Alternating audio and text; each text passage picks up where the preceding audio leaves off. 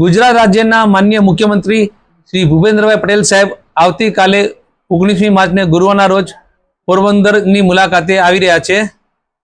માનનીય મુખ્યમંત્રીશ્રીની અધ્યક્ષતામાં તાજાવાલા હોલ ખાતે બપોરે 3 વાગે જિલ્લાના વિવિધ વિભાગોના વિકાસના કામોના ઈ લોકાર્પણ તથા ઈ ખાતમુહૂર્તનો કાર્યક્રમ છે।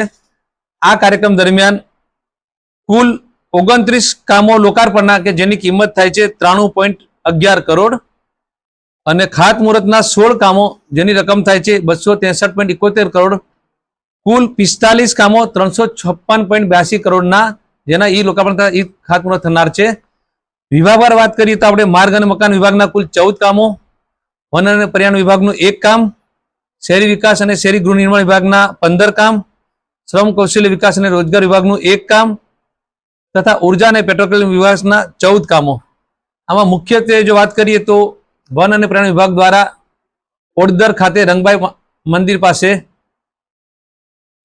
સર્વોદય વન પૂજ્ય ગાંધી બાપુના વિચારોના અનુરૂપ અને સિદ્ધાંત અનુરૂપ 20 કરોડના ખર્ચે સર્વોદય વનનું આવતીકાલે કામનું ખાતમુહૂર્ત થનાર છે અને આપણે આ સર્વોદય વનનું કામ પૂર્ણ કરી આવતા ચોમાસા દરમિયાન રાજ્ય કક્ષાના વન મહોત્સવમાં તેનું લોકાર્પણ થાય તે માટેના પણ આયોજન કરેલા છે।